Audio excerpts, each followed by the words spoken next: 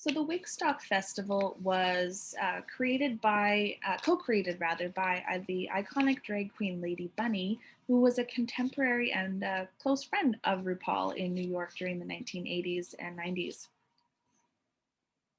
So it started off as a one-day outdoor drag festival in New York City. It was always held on the piers, and starting in 1984 and continuing until 2005, where it kind of every year kept growing.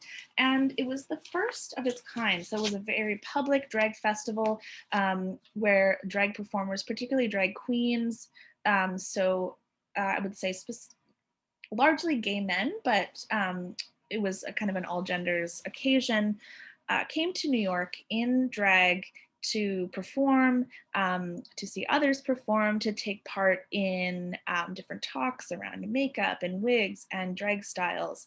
And they very cleverly used the media to garner attention for these drag queen scenes. And so there was this kind of introduction to different kinds of drag. On the right here, we see kind of the Sisters of Perpetual Indulgence style of this kind of white face makeup, this clown makeup. But if you watch the film Wigstock, which came out in 1995, you do see the variety of different kinds of drag that was performed at Wigstock.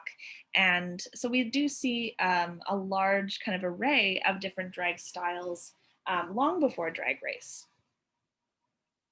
So in the next clip, we're going to watch the trailer for Wigstock to get kind of a glimpse of what it looked like. And here on the cover, we do see RuPaul.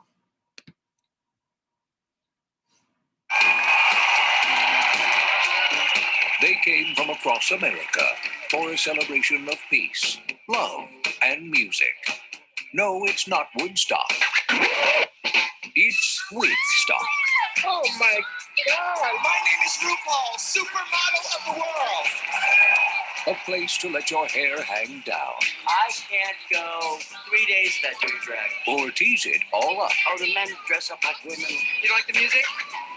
I don't know, man. It's weird. Where every day's a good hair day. This is Wigstock headquarters. I really wanted to know if you thought it might be possible to put a wig on the Statue of Liberty. Do you think that would... Hello? It was the drag queens that taught me glamour. Most of the queens do drag because they like women's clothes. It's a tribute to women. The Wigstock dancers! The Samuel Goldwyn Company invite you to share the music. I want to Last year I didn't get to perform, and this year I've been given a whole minute. The madness. Happy Wigstock. I don't wear that dress. You don't hurt nobody. Who's she hurt? The mascara. I know you and you and you are out there just wanting to put a wig on, just like me. Wigstock, the movie. An event so big, missing it would be a drag. Go out, get a wig, and strut your stuff. I want to tonight.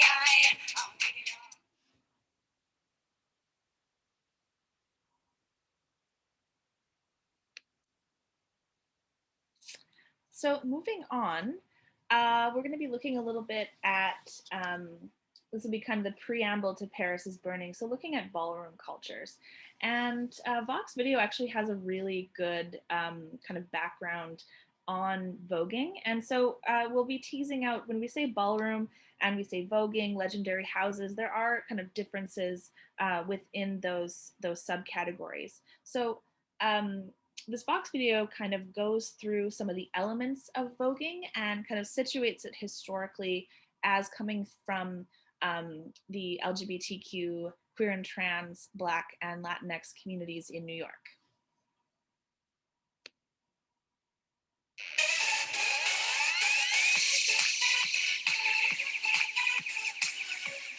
I was inspired by voguing because voguing allows you to be anything and anyone you want to be. Vogue is within the realm of a dance family. And that's what it's supposed to be, a dance family. The name voguing comes from Vogue magazine. The movements that define the dance are based on model poses from the fashion publication. Willie Ninja, who's called the godfather of voguing, also drew inspiration from martial arts, ballet, gymnastics, and even pantomimes. In the critically acclaimed documentary Paris is Burning, Ninja defines the dance as an extension of throwing shade. Instead of fighting, two people would settle their beef on the dance floor. So whoever had the best moves would be throwing the best shade. During the 1970s in Harlem, houses were formed within the larger drag ballroom scene. These houses serve as surrogate families, primarily for Black and Latino queer youth.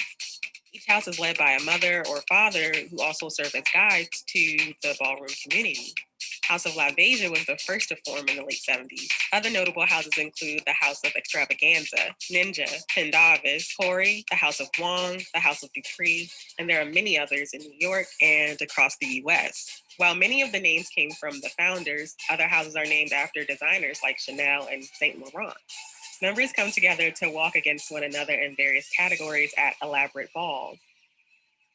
Beyond the performance or throwing shade, these balls create a safe space for empowerment and belonging. Whatever you carry with you, you leave it on that floor, you know?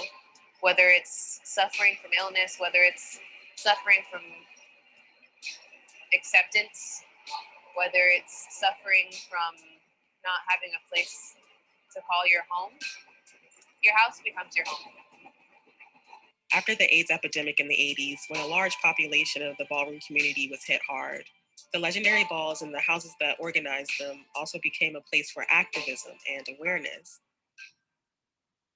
Younger generations of voguers can be seen taking the stage at smaller kiki balls hosted by the Gay Men's Health Crisis, an organization that advocates for the prevention of AIDS. It all started at GMAC when GMAC was trying to figure out how to get young people to come into the building. And so Kiki Balls began so we could sort of attract them to come in for services. These balls serve as an outlet for self-expression, activism, and offer a resource for gay and trans youth at risk of HIV, homelessness, abuse, and depression. Outside of ballroom culture, voguing has long been synonymous with fashion and glamour. It's often confused for Madonna's co-opted version of the dance form, but it means so much more to the community that made it. Dance is the one thing that you can control with your body. That's something that's a being that comes from you. When you can take anything that comes from you and gives you a certain amount of being comfortable in your own skin, I think that's great, you know, and that is empowerment. When you get up there, when you walk that ball and everyone's cheering for you in that moment, you feel like everybody sees you. It makes you feel like you're not alone.